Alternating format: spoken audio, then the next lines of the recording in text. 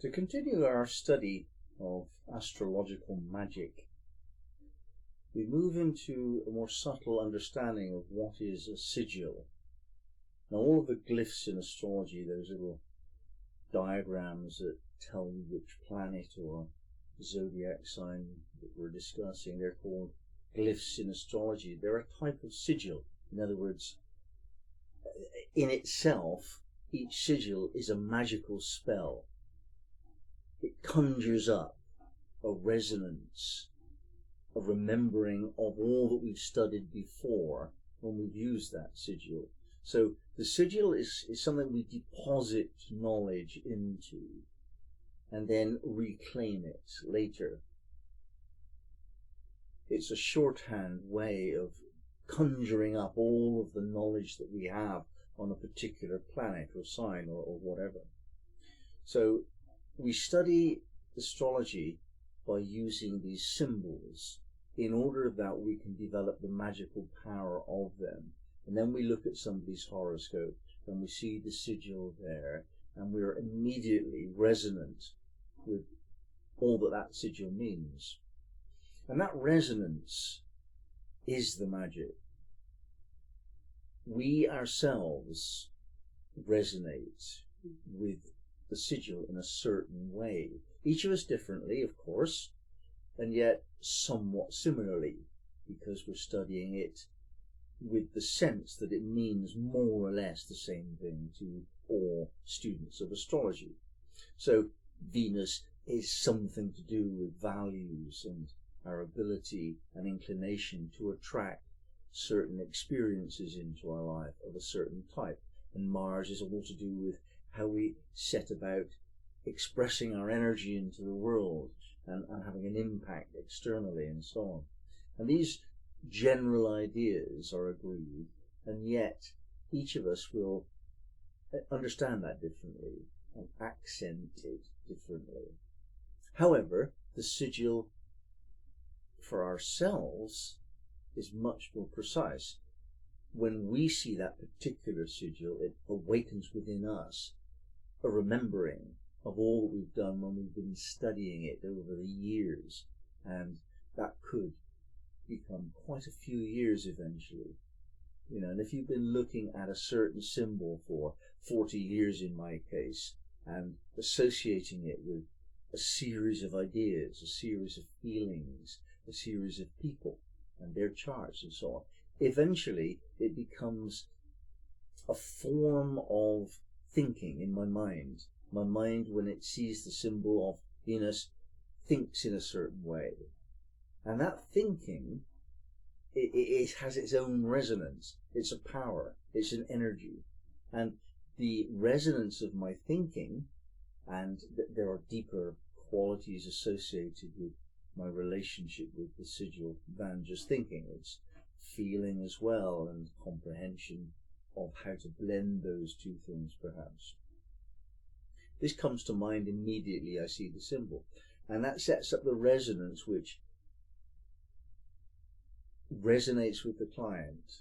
So the sigil, the astrologer, and the client are all vibrating together because we have studied it in the past, because other people have studied it in the past, and there's this universal resonance. Now, if you go to a different place, let's say we went to China and we looked at Chinese astrology, they wouldn't really be resonating with Western astrology any more than we resonate with Chinese astrology the same way as we study it, because that's the cultural norm, and that makes a very big difference indeed. I want to talk about that later. However, the main point is that we have to create the resonance within ourselves by the studying of the sigil, by the empowering of the sigil. So, although other writers have given us our input by which we interpret what the sigil means, they differ from one another in some detail, and in some cases by quite a lot. So you get to choose which of your input influences you attract and you demand more of. So if you find one writer speaks to you well, then you read more of that writer, or one person at a workshop or something, you go again. And so you'd incline yourself towards the interpretation of that sigil that they favor. And that's how you build your own. And then you would notice the clients that you attract, and you would see whether it fits with them or how it fits with them. And so you build up your own relationship with the sigil. So in the end, the sigil becomes personal. It is only you that sees it that way, exactly that way. And here we have the mystery that most people would find difficult to understand, is that we are not learning our own astrology. We're learning other people's astrology so that we can create our own. We create the meaning of those sigils. We therefore create the resonance within our own thinking processes. Our own mind has a resonance in response to those sigils. And therefore we cast upon the client that resonance, and they'll pick up on it to some extent. Not exactly the same ways that we have it, but in their way, and they would certainly pick up a resonance according to our interpretation of the sigil. Now, that being the case, you have to guard very, very carefully that which you allow into your mind. You mustn't listen to people if they start talking substantially different from how you think, because that would confuse you. You wouldn't then have a sigil at all. You'd have something that doesn't really work if your opinions are not shared by other people who are giving you strong input. So be careful with that. Of course you have to listen to other opinions just to become somewhat objective, somewhat realistic, but not too much, or you will lose the sense of your own empowerment. But the most important thing is that when you study these sigils, and you therefore create the power of your own magical resonance with them, you have to make sure that you do that in a positive way. Because if you don't, you'll have this mindset of negativity, which you will have to live with yourself, and worse, you'll project onto other people, and you'll start casting darkness around. You don't want that. So we have to learn astrology in some ways as a sacred study, rather than the way it's taught today, which is somewhat cynical, casual, and badly disciplined in its thinking. Let's take the example of the full moon study. Everyone that knows about astrology knows that the full moon is much celebrated, and the first attempt people make to study astrology is very often by a study of the full moon energy. Now, how long does that last? Well, by definition, not very long. It only lasts for a day or so, and it's the moon that we're discussing, so it's very often a healing. So here we have the majority of people interested in astrology creating a relationship whereby every month they allow some astrologer or other, the one they favor, to tell them how to feel on that particular day. Because there is this operation within astrology of confirmation bias. Psychologists have demonstrated clearly that people incline towards confirmation. If you're told to expect something, then you're more likely to see it than if you're not told to expect that thing. That's called confirmation bias. We're all subject to it. And those people that read the full moon astrology, they're being told how they're going to feel for that day or two. Now, some people would feel like that because they're told. Some people would feel the opposite because they're told. Most people that study this stuff would be influenced. So are you happy to put yourself under the power of the astrologer that's telling you how you're going to feel? Personally, I don't do that. I won't do that. Nobody's going to tell me what to expect of a transit. It's not because I'm arrogant enough to think that they have nothing to tell me. That's not the reason. The reason is that it's my business to create my own expectations and my own magic. I'm not going to have anybody put ideas in my mind about what to expect.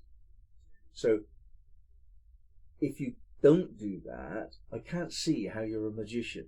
A magician is someone who actually decides to make things up their way. That's the willful aspect of a magician. The two aspects of magic we discussed before, there's the creating of the atmosphere, the yin side of it. Fine, everybody can do that with their glamour and charm. But it's the yang side we're discussing here. You then have intention. So when we're studying astrology, we have the yin side creating this atmosphere of like, wow, mysticism and knowledge and awareness of these wide range of archetypes that we study. That's very, very atmospheric. And yet, this yang side of magic, this is the energy weather of the moment. I'm going to do that. I'm going to interpret that this way so that I want that outcome. I will not accept that it's deterministic. I don't accept that. That's not the energy of magic at all. I think I can create anything the way I want it to be. If I'm not able to do that, then I'm not a magician. So when it comes to interpreting astrological events, it's for me to choose how to interpret them, not someone else, not somebody who's written a book.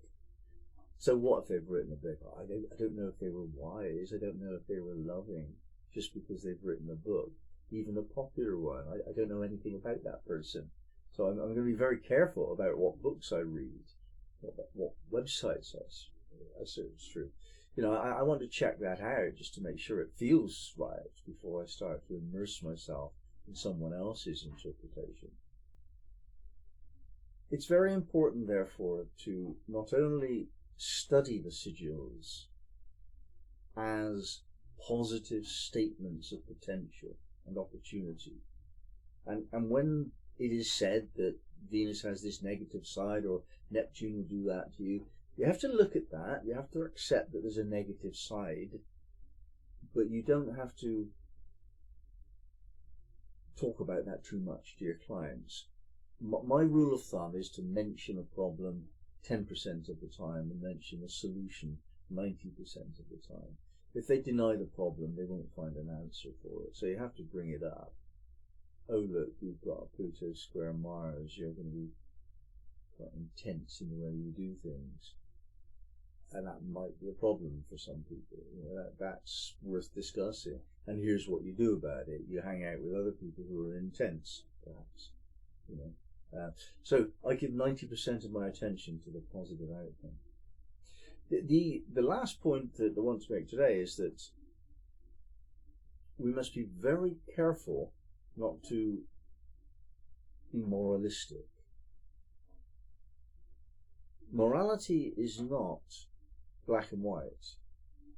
There are places and times when certain things which are determined as bad somewhere is determined as good there.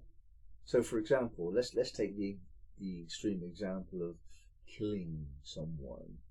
If you're educated within the Buddhist framework, you would be told and you would know, and your body would be trained to know that that's so wrong. You just don't do that.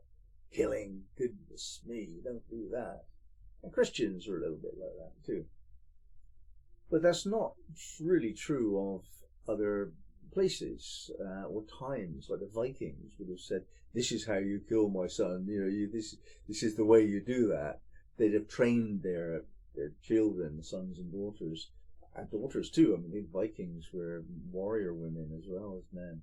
And you train them to kill properly, to kill well. And in the context of what we're doing, certain things, like let's take a better example today, sexual morality. When I was starting astrology, certain things were just not done in terms of sexual relationships. Nowadays, depends where you live, California or Texas. You know, certain things are done in one county or state that are not done in another, let alone countries, let alone religious differences. So you have to be aware that certain moralities are geographical, or it depends on what time. You know, in the 70s it was different from the 80s and the 90s, for example. So it's not your business really to put morality into the horoscope reading. And if you do that, then that's a form of manipulation. That's a form of spell making. You're programming your client to be like you, and I don't think that's a good idea.